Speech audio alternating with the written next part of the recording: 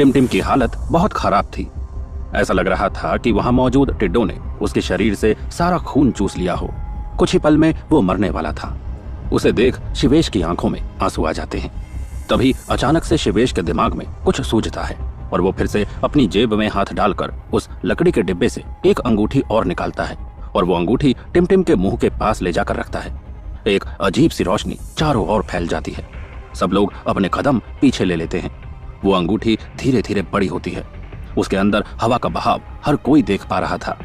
उस अंगूठी ने फिर से समय चक्र का रूप ले लिया था। फिर अचानक ही वो अंगूठी टिमटिम के मुंह से होते हुए उसके गले तक जाती है और गले में फिक्स हो जाती है। ऐसा लगता है जैसे किसी ने टिमटिम के गले में कोई बेल्ट पहना दी हो। जैसे ही वो समय चक्र की अंगूठी टिमटिम के गले में फिक्स होती है, धरती एकदम से कांप उठती है। ऐसा लगता है जैसे भूकंप आ गया हो। सभी लोग अपनी अपनी जगह से हिल जाते हैं। आखिर शिवेश ने ऐसा क्यों किया था? इस बात से हैरान वहां मौजूद हर कोई शिवेश को देख रहा था। हालांकि शिवेश अच्छे से जानता था कि उसने क्या किया। उसे इस बात का एहसास था कि घोड़े के शरीर के अंदर टिमटिम है, जो 21वीं सदी से उनके साथ 16वीं सदी में आ गया था। अगर अंगूठी पहनकर त्रिशा ताकतवर बन सकती थी, वो ताकतवर बन सकता था, तो वही अंगूठी अगर उस घोड़े को पहना दी जाती तो टिमटिम भी ताकतवर बन सकता था। टिमटिम की जान बचाई जा सकती थी। और ये ख्याल आते ही शिवेश वो अंगूठी टिमटिम के मुंह के पास लेकर गया। फिलहाल शिवेश ने ऐसा क्यों किया, वैसा क्यों किया, इन सवालों का जवाब देने के लिए तैयार नहीं था।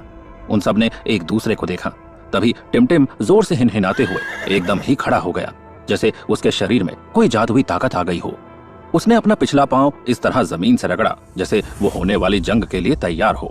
पांव जमीन पर रगड़ते ही जमीन से चिंगारी निकल उड़ती है, जो इस बात का सबूत दे रही थी कि टिमटिम अब बेहद ताकतवर हो गया है।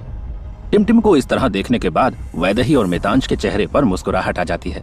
वहीं चमगादड़ उड़ते हुए टिमटिम के ऊपर आकर कहता है, वाह जी वाह, क्या बात है, इंसानों के साथ साथ अब ये घोड़ा भी ताकतवर हो गया है। फिर वो अचानक से शिवेश के चेहरे के पास जाकर गुस्से में कहता है, तुम सच में पागल हो। समय चक्र तुम जानते हो, समय चक्र का छल्ला एक घोड़े को पहना दिया सिर्फ उसकी जान बचाने के लिए। तुम जानते हो मैंने अपनी कितने गरीबों की जान गंवा दी है। इतने सालों में मैंने उस हेलन से दोस्ती करने के लिए क्या कुछ नहीं खोया है, लेकिन आज तक उस अंगूठी को ग्रहण नहीं किया। हम में से किसी ने उस अंगूठी को ग्रहण नहीं किया और तुमने उस अंगूठी को इस घोड़े को पहना दिया। हरिओम चमगादड़ की बात का साथ देते हुए नेवले ने भी कहा, मुझे तुमसे ये उम्मीद नहीं थी।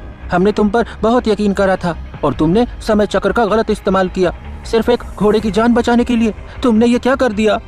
वहीं दूसरी ओर हेलन पागलों की तरह चिल्ला रही थी। उसे यकीन नहीं हो रहा था कि समय चक्र की तीसरी अंगूठी का भी उपयोग कर दिया गया था। इस अंगूठी की ताकत भी किसी जीव को दे दी गई थी। हेलन जब पागलों की तरह चिल्ला रही थी तो वहां मौजूद लाखों की तादाद में टिड्डे उसके सामने इंसानों का रूप लिए हुए खड़े थे। वो लोग बस इस बात का इंतजार कर रहे थे कि हेलन उन्हें कब इस बात की आज्ञा दे कि वो लोग गुफा से निकलकर पहाड़ के सामने खड़े हुए लोगों से लड़ पाए। लेकिन हेलन चाहती थी कि शिवेश खुद उस गुफा के अंदर आए और उसका शिकार बने। साथ ही हेलन को इस बात की भी परवाह थी कि किसी भी तरह से उसे समय चक्र के छल्ले को बचाना है, ताकि वो रुद्र को दोबारा अपनी दुनिया में लेकर आए। उसे यकीन था कि रुद्र कहीं न कहीं जीवित जरूर होगा और अगर 5 औषधियों की अंगूठी उसे मिल जाती है तो वो हर सदी से गुजरते हुए रुद्र को ढूंढ सकती थी। साथ ही उन 5 अंगूठियों को अपने हाथ में पहनकर दुनिया की सबसे ताकतवर महिला भी बन सकती थी।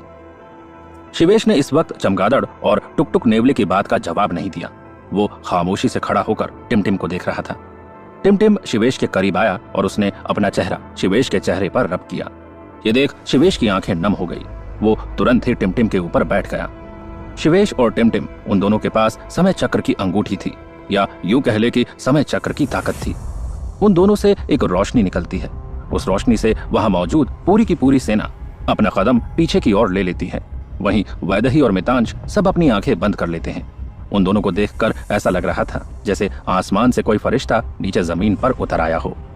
अब वक्त आ गया था शिवेश का उस गुफा की ओर बढ़ने का।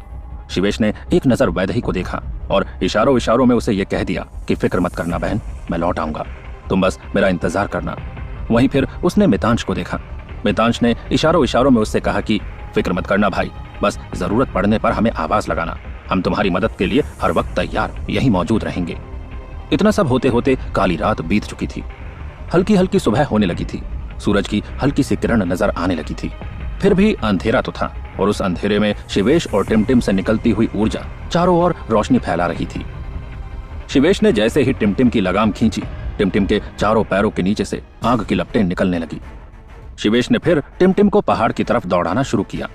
जैसे जैसे शिवेश और टिमटिम पहाड़ की ओर जा रहे थे, उनकी दौड़ने की गति और तेज होती जा रही थी। टिमटिम के पैरों से निकलती हुई आग की लपटें जमीन की घास को जला रही थी, जिससे कि जिस रास्ते पर वो लोग चल रहे थे, उस रास्ते पर एक काली लाइन खिंचती जा रही थी। वैदेही की आंखों में आंसू थे। उसने देखा था कि उसका बड़ा भाई अब बहुत ताकतवर है और उन सबको उम्मीद थी कि शिवेश उन टिड्डों से जीत कर ही लौटेगा। लेकिन कहीं ना कहीं अपने भाई को खोने का डर उसे डरा रहा था, जिस वजह से उसकी आंखों से आंसू टपक गए थे। वहीं मितांश ने अपनी सेना के बीचों बीच जाकर कहा, हम सबको तैयार रहना है। बड़े भाई को किसी भी वक्त हम सबकी जरूरत पड़ सकती है। जैसे ही हमें इशारा मिलेगा, हम पहाड़ की ओर हमला बोल देंगे। आप सभी पूरी तरह से तैयार रहिए।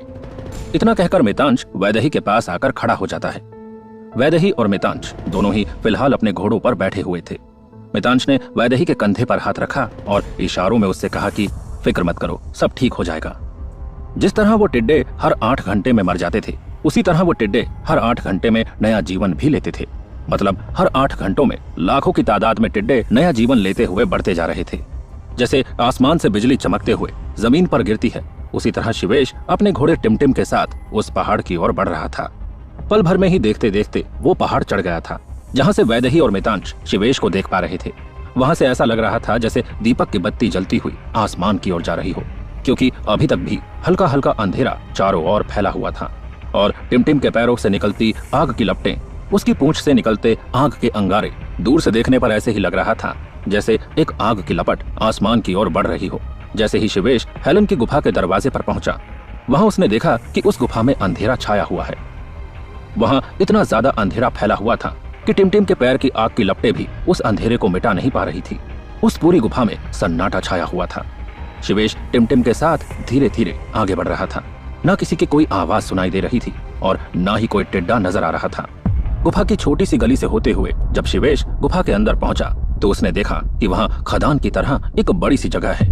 उस जगह की पत्थर की दीवारों पर मशाल लगी हुई है, जिस वजह से उस जगह में उजाला हो रहा था। वहीं बहते पानी की आवाज सुनाई दे रही थी। जब शिवेश थोड़ा आगे बढ़ा, तो उसने देखा कि उस गुफा की एक तरफ से बहुत सारा पानी बह रहा है, जो कुछ पत्थरों के बीच से निकल रहा था और एक गोलाकार के छेद से नीचे की ओर जा रहा है, जैसे कि कोई झरना बह रहा हो। हालांकि ये कहना मुश्किल था कि वो पानी कहां से आ रहा था और कहां जा रहा था, क्योंकि उस पहाड़ पर शिवेश ने कोई भी झरना नहीं देखा था। वहीं उस झरने के सामने शिवेश को लाल पत्थरों से बना हुआ एक बड़ा सा सिंहासन दिखाई देता है। हालांकि उस सिंहासन पर फिलहाल कोई भी नहीं था। पूरी की पूरी गुफा खाली थी। शिवेश को समझ नहीं आ रहा था कि ये क्या हो रहा है। उसने सुना था कि टिड्डे लाखों करोड़ों की तादाद में हैं, और अगर इतने सारे कीड़े एक साथ किसी जगह पर हैं, तो उनकी आवाज आना लाजमी था। फिर क्यों उस जगह पर इतना सन्नाटा था कि बहते पानी तक की आवाज सुनाई दे रही थी। कुछ देर शिवेश खड़ा होकर इधर उधर देखता रहता है। फिर वो अचानक से त्रिशा के नाम की आवाज लगाता है। त्रिशा, त्रिशा, त्रिशा, क्या तुम सुन पा रही हो? शिवेश की आवाज उस पूरी गुफा में गूंज रही थी।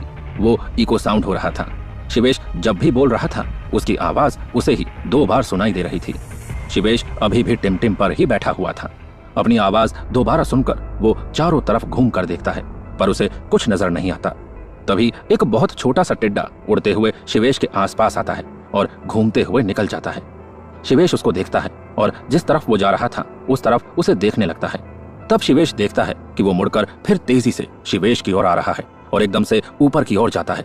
जब शिवेश उस छोटे से टिड्डे को देखने के लिए अपना सर ऊपर करता है, तब वो जो देखता है उसे अपनी आंखों पर यकीन नहीं होता। अपने सर के ऊपर का नजारा देखकर शिवेश की आंखें खुली की खुली रह जाती है। वो खुली हुई बड़ी बड़ी आंखों से ऊपर देखता है और देखता रह जाता है। ऐसा क्या देखा शिवेश ने जो उसकी आंखें खुली की खुली रह गई? आखिर कहां गए थे वो सारे टिड्डे और हेलन? शिवेश के लिए बिछाया हुआ क्या ये कोई जाल था, या वो सब वहां से डरकर भाग गए थे? जानने के लिए सुनते रहें समय योद्धा फौजी।